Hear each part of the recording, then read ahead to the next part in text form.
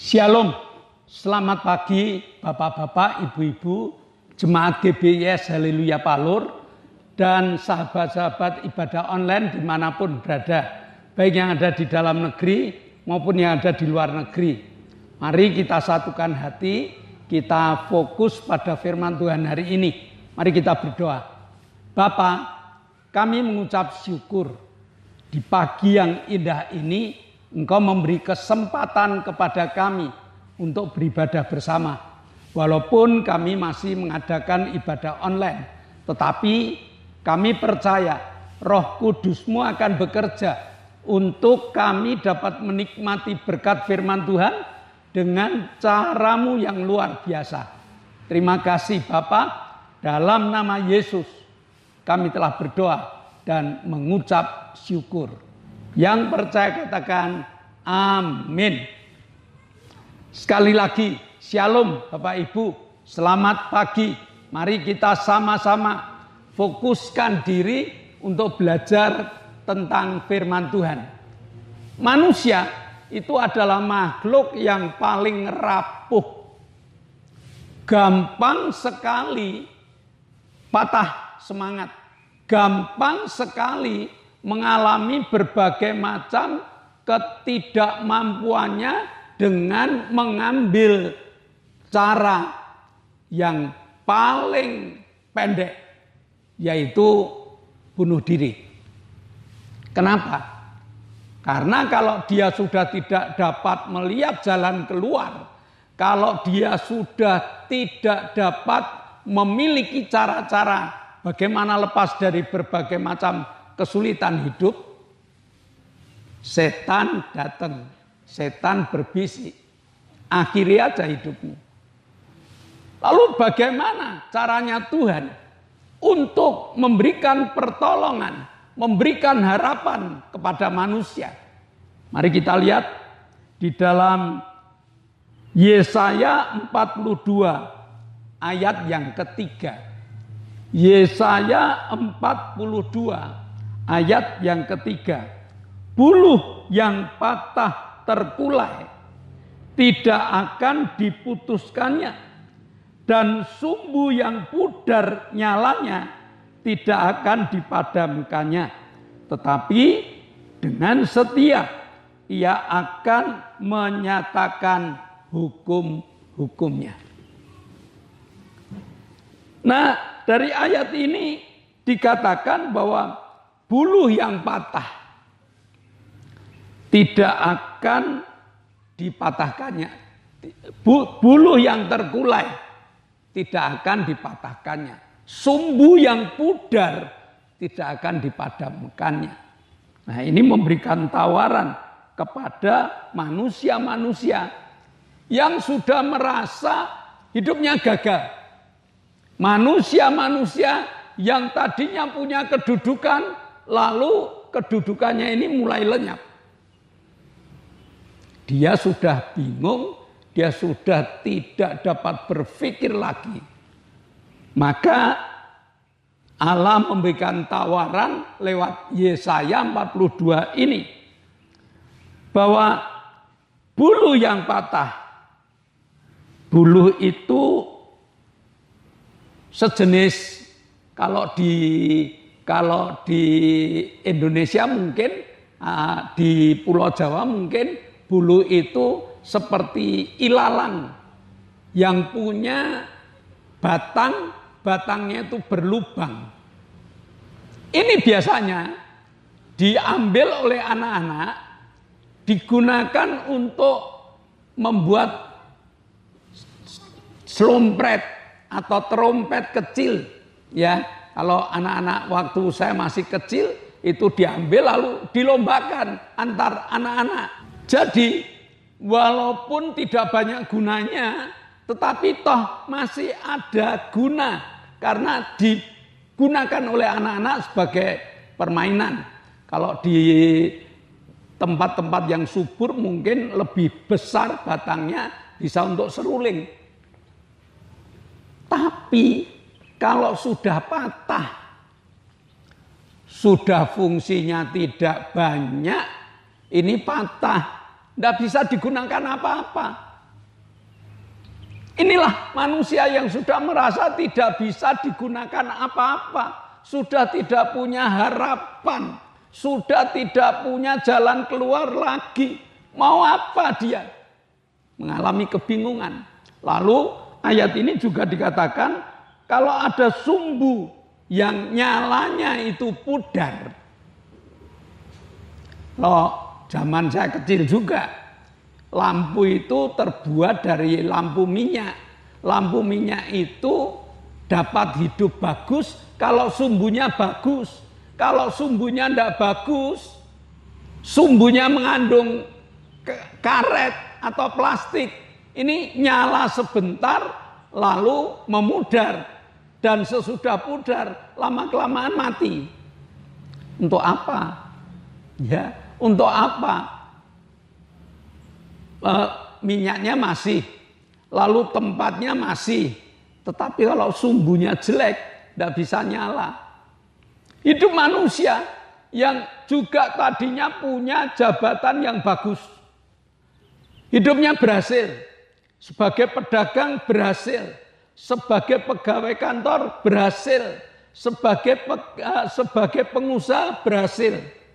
Tapi kalau sumbunya ini tidak bagus, keberhasilan itu memudar dan memudar. Untuk apa? Akhirnya hanya dibuang. Tidak untuk apa-apa. Harapannya sudah mati. Harapannya tidak ada. Tadi sudah saya katakan, kalau orang sudah tidak punya pengharapan, setan bisik-bisik di telinganya. Akhiri aja hidupmu. Beda dengan cara Tuhan. Beda dengan tawaran yang ditawarkan kepada kita. Kalau ada sumbu yang pudar, kalau ada bulu yang patah, Tuhan akan memberikan cara yang lain. Nah, cara yang bagaimana? Tawaran ini kita terima dulu. Kita terima dulu Tuhan. Kita terima dulu tawarannya. Ada hukum-hukum yang nanti akan dikenakan kepada orang-orang yang mematuhi, orang-orang yang menerima tawaran Tuhan. Ya, jadi larilah pada Yesus. Yesus sanggup mengubah dari ketidakberdayaan menjadi berdaya. Dari kegagalan menjadi berhasil. Dari orang-orang yang tidak bisa apa-apa menjadi orang yang bisa. Lihat firman Tuhan. Yesaya, lihat firman Tuhan. Yeremia 29 ayat 11. Sebab aku ini mengetahui rancangan-rancangan apa yang ada padaku mengenai kamu. Demikianlah firman Tuhan, yaitu rancangan damai sejahtera dan bukan rancangan kecelakaan, untuk memberikan kepadamu hari depan yang penuh harapan. Di dalam Yesus masih ada harapan. Tuhan mampu mengubah bulu yang patah, bulu yang tidak ada gunanya akan dijadikan sesuatu yang indah. Sumbu yang sudah memudar akan dijadikan sesuatu yang berguna. Nah, kenapa? Tuhan tahu betul siapa kita, kapasitas kita, keadaan kita, akal budi kita, atau segalanya. Tuhan tahu dan akan dijadikan apa. Nah, tanggapi dulu. Ya, tanggapi dulu. Banyak cerita Alkitab yang mengatakan bagaikan sumbu yang pudar, bagaikan bulu yang patah diubah. Nah, Gideon dari suku Manase, dari suku yang terkecil dari Manase ini, kelompok Manase ini, dia adalah yang terkecil. Gideon juga dari yang terkecil ini masih anak bungsu. dari keluarganya. Tapi Tuhan berkata, aku menyertai kamu. Apa yang terjadi? Gideon tadinya juga ragu-ragu. Gideon mendapatkan tugas untuk menyelamatkan bangsa Israel, mengalahkan orang Midian. Siapa saya, Tuhan? Saya adalah yang terkecil. Saya adalah anak bungsu. Enggak, Tuhan. Tetapi Tuhan mengatakan, aku menyertai kamu. Siap, Tuhan. Apa yang terjadi? Bangsa Midian hanya dikalahkan dengan obor, dikalahkan dengan trompet, dikalahkan dengan buyung. Tidak ada kaitannya berperang dengan trompet, tidak ada kaitannya berperang dengan buyung dan obor. Tetapi perkataan Tuhan, aku menyertai kamu. Bangsa Israel lepas dari jajahan Midian karena seorang anak kecil yang namanya Gideon. Kalau kita lihat tokoh Petrus, siapa Petrus? Apakah Petrus orang kaya? Bukan. Apakah Petrus orang pinter? Bukan. Dia adalah seorang nelayan yang hanya punya satu perahu. Beda dengan juragan, beda dengan orang kaya yang punya banyak perahu disewakan dan sebagainya. Petrus hanya seorang nelayan yang punya satu perahu. Suatu saat dia gagal, tidak mendapatkan ikan sama sekali. Kalau tidak dapat ikan, artinya hari itu tidak makan. Keluarganya tidak punya duit. Ketemu dengan Yesus. Ketemu dengan Yesus. Dan Yesus mengatakan, taburkanlah jalamu. Begitu diangkat banyak ikan. Apa yang dikatakan oleh Petrus? Dia tersungkur di kaki Tuhan. Aku tidak layak, Tuhan. Apa yang dijadikan Tuhan? Kamu akan menjadi penjala manusia. Nama Petrus menjadi nama terkenal. Ya. Berapa banyak kalau kita melihat di Alkitab kita, nama Petrus bukan nama yang kecil, bukan nama yang tidak ada artinya. Petrus luar biasa. Khotbah Petrus dapat membuat 3.000 jiwa bertobat. Dan masih banyak lagi. Secara akal dia hanya nelayan. Ya, secara uang dia tidak punya apa-apa. Secara ketenaran tidak tenar, namanya namanya nelayan. Tetapi Tuhan pakai kehidupan Petrus. Nah, hari ini Tuhan memberi tawaran kepada manusia. Tuhan memberi tawaran kepada kita. Mungkin ada di antara kita yang mengalami kegagalan.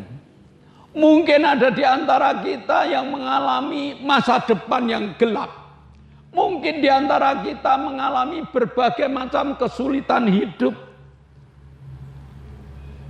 Percayalah kepada firman Tuhan dan lakukan. Karena firman Tuhan itu dahsyat. Firman Tuhan itu luar biasa. Firman Tuhan itu, kalau jemaat mengatakan firman Tuhan itu ya dan amin. Sayangnya, banyak jemaat yang hanya terputus pada kata ya dan amin. Tetapi tidak berani melangkah dengan firman Tuhan yang tertulis.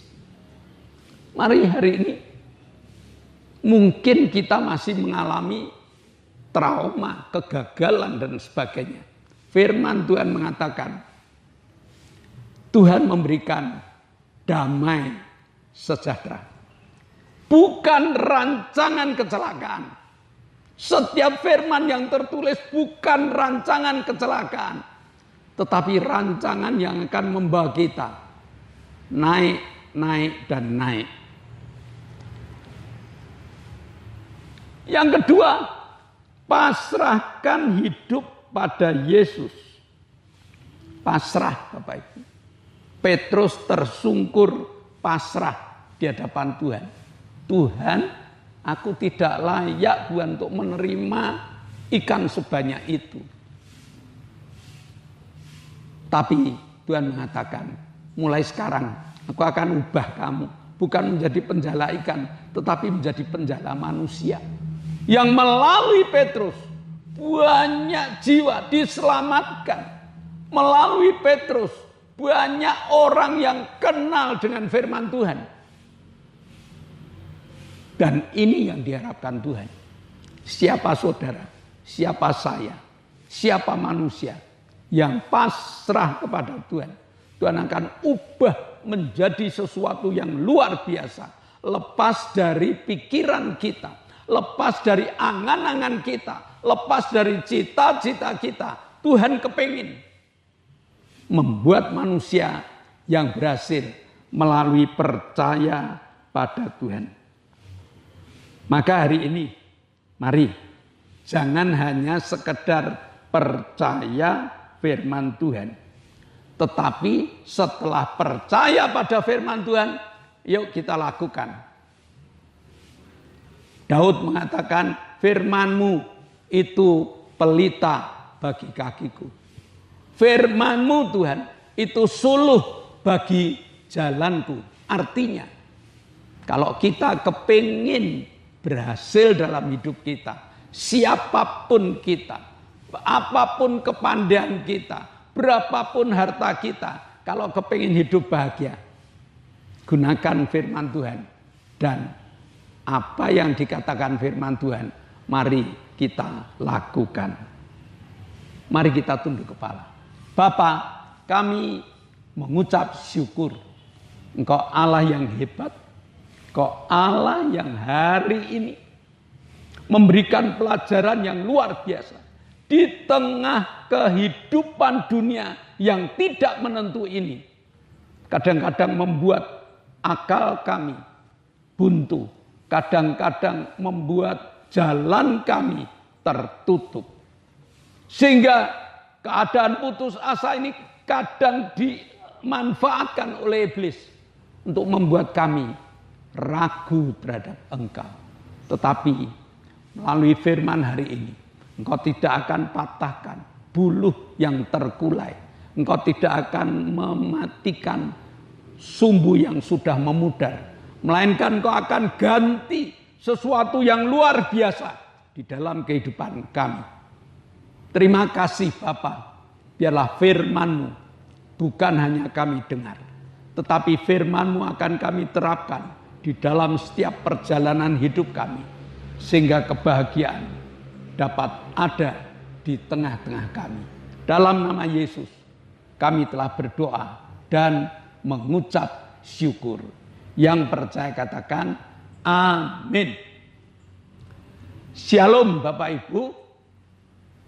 Mari sebelum kita berpisah satu dengan yang lain, kita akan naikkan doa-doa syafaat kita. Namun sebelum itu, dengarkan pengumuman terlebih dahulu. Yang pertama, di zaman new normal ini alangkah bijaksananya kalau kita tetap membawa masker. Suatu saat kalau kita berada di kerumunan yang cukup ramai, alangkah bijaknya kita memakai masker. Yang kedua, GBIS Haleluya Palur sudah mengadakan ibadah on-site, ibadah tatap muka. Dengan jadwal jam 7 pagi itu ada ibadah sekolah minggu pada hari Minggu. Lalu Minggu jam 9 ada ibadah raya. Tiap Selasa jam 6 sore ada ibadah pendalaman Alkitab. Yang ketiga, selanjutnya setiap hari Jumat ada 2 kegiatan. Setiap Jumat ada 2 kegiatan. Yang pertama, kegiatan permata jam 6 sore. Dan yang kedua, kegiatan cabang atau ibadah cabang jam 6 sore. Bapak Ibu, Jemaat yang sudah datang onsite, yang belum ikut kegiatan ini, segera pilih. Mau ke cabang, mau ke Permata. Segera daftar kepada pengurus masing-masing, supaya kita punya kegiatan. Menambah jatah firman Tuhan dalam hidup kita. Lalu tiap Sabtu ada Youth Revive dengan segala modelnya, dengan segala kemampuan pemuda, bagaimana mencari Tuhan, bagaimana dekat Tuhan. Modelnya model anak muda. Maka kalau Bapak Ibu punya anak muda belum masuk Youth Revive, kami mohon ajak atau giring anak-anak itu jam 6 sore tiap hari Sabtu diadakan ibadah Youth Revive. Saya rasa pengumuman cukup itu. Oh, masih satu. Doakan ibadah online. Agar ibadah online ini terus berlangsung. Ibadah online ini kita menginjil dengan cara gereja dan cara Bapak Ibu. Mengikuti ibadah online, dibuka ibadah online, lalu share kepada teman-teman. Maka doakan agar krunya sehat, semangat, lalu sehat, semangat, alatnya awet. Mari kita akhiri, kita akan sama-sama berdoa. Kami bersyukur padamu Bapa, Engkau telah pimpin kami di dalam kami beribadah, memuji memuliakan namamu, belajar firman-Mu. Sekarang Bapa, kami menaikkan doa syafaat. Kami berdoa untuk bangsa dan negara kami. Tuhan pimpin berkati bangsa dan negara kami. Terlebih pemimpin-pemimpin negara, Tuhan pimpin berkati. Kami berdoa untuk presiden yang sudah terpilih, Engkau akan pimpin berkati. Tiap langkahnya, rancangan yang Engkau akan pimpin berkati, berikan hikmat-Mu agar negara kami kedapatan aman, damai dan tentram karena berkat dari-Mu. Kami berdoa untuk pemimpin-pemimpin negara yang lain dari atas sampai Bapak RT RW, berkati beliau untuk menunaikan tugas-tugas TNI, Polri, berkati Tuhan untuk menjalankan tugasnya, mengamankan negeri kami. Kami menyerahkan semua ke tangan-Mu Tuhan. Dalam nama Yesus kami berdoa dan bersyukur. Bapak, kami mengucap syukur. Pada pagi hari ini kami masih bersatu hati Tuhan. Walaupun kami secara online, iman kami satukan. Kami berdoa untuk teman-teman kami yang sakit. Ibu Gito sakit kakinya dan juga kadang-kadang sesek. Ibu Mintarsih yang baru selesai operasi usus. Ibu Arin yang tulang-tulangnya rapuh. Bapak Petrus Sutrisno yang harus cuci darah. Ibu Mbing yang daya ingatnya menurun karena usia.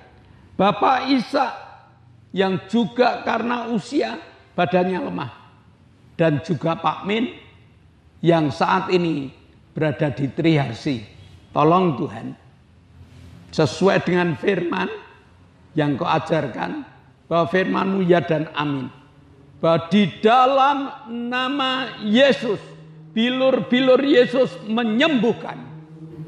Terima kasih Bapak, kami bersyukur Engkau telah jamah Pak Paulus Gito, Engkau telah jamah Lili, Engkau telah jamah Ibu Bambang, Engkau telah jamah Ibu Wagini, Engkau telah jamah Pak Yusuf. Mereka telah sembuh, mereka makin kuat, makin siap untuk mengadakan penginjilan. Terima kasih Bapak. Sebentar kami akan berpisah satu dengan yang lain. Namun kami percaya bahwa Engkau membuka tingkap langit-Mu dan mencurahkan segala berkat-Mu. Jemaat yang dikasihi Allah, kedangkanlah tangan, nikmatilah segala berkat yang Allah kirimkan untuk engkau. Karena itu, terimalah berkat untuk rumah tanggamu. Terimalah berkat untuk usaha pekerjaanmu. Terimalah berkat untuk rancangan-rancangan hidupmu. Berkat jasmani, berkat rohani. Terus mengalir dan mengalir limpah. Sampai setiap orang yang ketemu engkau diberkati. Mari kita berpisah satu dengan yang lain. Bawalah berkat dari Allah Bapa. Cinta kemurahan dari Tuhan Yesus Kristus. Serta persekutuan Roh Kudus menyertai engkau mulai hari ini sampai Maranatha. Tuhan Yesus datang yang kedua kali. Yang percaya katakan amin. Shalom. Tuhan memberkati. Bersyukur pada